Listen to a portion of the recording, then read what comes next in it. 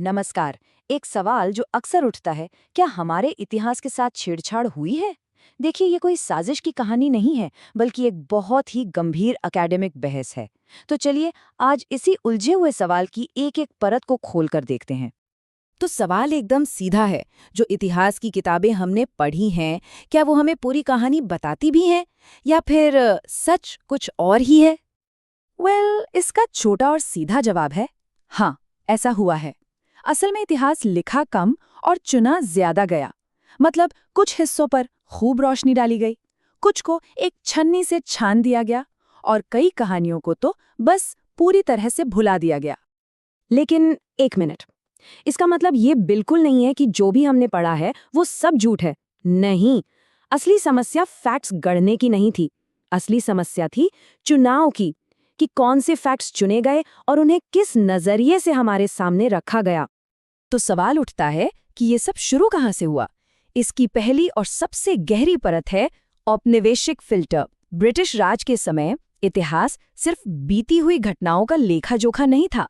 नहीं, ये तो हुकूमत करने का एक बहुत बड़ा हथियार था। अंग्रेजों ने भारत की एक खास तरह की इमेज बनाई और उसे फैलाया। कैसी इमेज? कि भाई ये देश आध्यात्मिक रूप से तो बहुत महान है, लेकिन राजनीतिक तौर पर हमेशा से बटा हुआ और कमजोर। एक ऐसी जगह जहां वैज्ञानिक सोच तो है ही नहीं, और इसीलिए इसे सभ्य बनाने के लिए पश्चिम का आना जरूरी था। ये उनके राज को जायज ठहराने का एक जबरदस्त नैरेटिव था।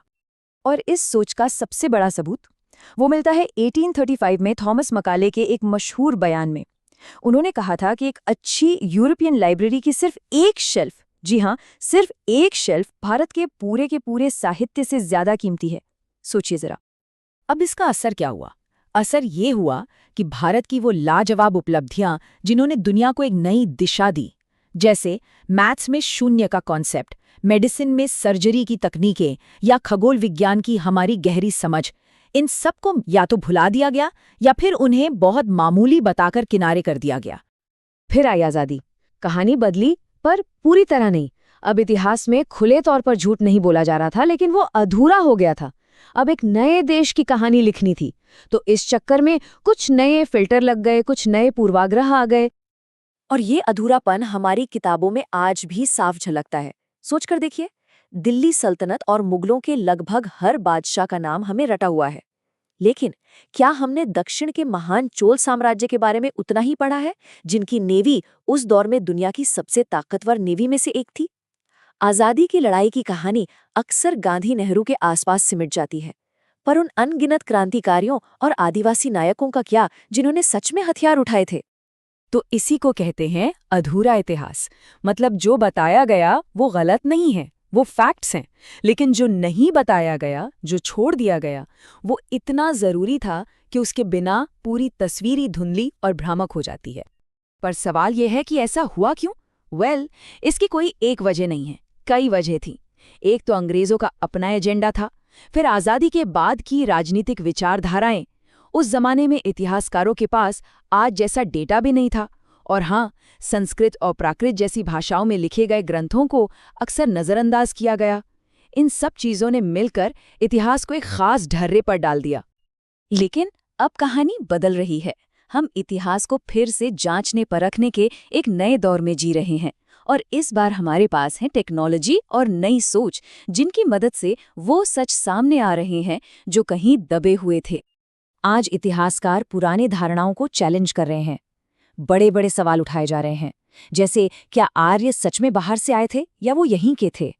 जिस सरस्वती नदी का जिक्र हमारे ग्रंथों में है, क्या वो सिर्फ एक कल्पना थी या एक भूला हुआ सच?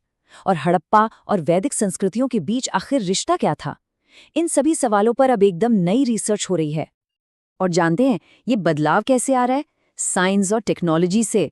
सैटेलाइट इमेजरी से सूखी हुई नदियों के पुराने रास्ते तक दिख रहे हैं। डीएनए स्टडीज माइग्रेशन की पूरी कहानी को ही पलट रही हैं। और नई पुरातात्विक खोजें, वो तो हजारों साल पुराने सांस्कृतिक कनेक्शन को साबित कर रही हैं। लेकिन यहाँ एक बात समझना बहुत जरूरी है, संतुलन। इसका ये मतलब नहीं कि इतिहास की सारी किताबें उठाकर फेंक दी जाएं, बिल्कुल नहीं। हमारे इतिहास में बहुत सारे फैक्ट्स ऐसे हैं जो हमेशा से मजबूत सबूतों पर टिके हुए हैं और उन पर कोई विवाद नहीं है। जैसे कि सम्राट अशोक के शिलालेख, उनकी सच्चाई पर कोई सवाल नहीं उठा सकता। या फिर गुप्त साम्राज्य का स्वर्ण युग, चोल साम्राज्य की नौसैनिक ताकत या मुगलों की प्रशासनिक व्यवस्था, ये ऐसी चीजें हैं जो पुख्ता सबूतों पर आधारित हैं। तो फिर आगे का रास्ता क्या है? देखिए, लक्ष्य ये है कि हम उस फिल्टर किए हुए अतीत से आगे बढ़ें और एक ऐसे इतिहास को अपनाएं जो ज्यादा संतुलित हो, जिसमें सबकी कहानी हो और जो पूरी तरह से सबूतों पर टिका हो। तो इस पूरी चर्चा का निचोड़ क्या है? निचोड़ ये है कि असली मुद्दा सच बनाम झूठ का उतना नहीं है जितना इस बात का है कि किस पर स्पॉटलाइट डाली गई और किसकी कहानी को अंधेरे में छोड़ दिया गया। तो एक लाइन में कहें तो भारतीय इतिहास नकली नहीं था, वो फिल्टर किया हुआ था, चुनिंदा था और हाँ, अक्सर राजनीतिक जरूरतों के हिसाब से गढ़ा गया था। लेकिन यहाँ एक बहुत जरूरी चेतावनी भी है। इतिहास को सुधारने का मतलब ये नहीं कि हम एक नैरेटिव को हटाकर दूसरे का महिमा मंडन करने लगे। नहीं, सच हमेशा सबूतों पर आधारित होना चाहिए, भावनाओं पर नहीं। आज हमारा असली मकसद एक तरफ के झुकाव को हटाकर दूसरी तरफ झुक जाना नहीं है। मकसद है हमारी इतिहास की कहानी में संतुलन और सबूतों पर टिकी सच्चाई को वापस लाना। तो आखिर में एक सवाल बचता है, एक सच में संतुलित इतिहास कैसा दिखेगा? एक ऐसा इतिहास जिसमें हर आवाज को जगह मिले, हर नायक को उसका हक मिले और देश के हर कोने की कहानी शामिल हो।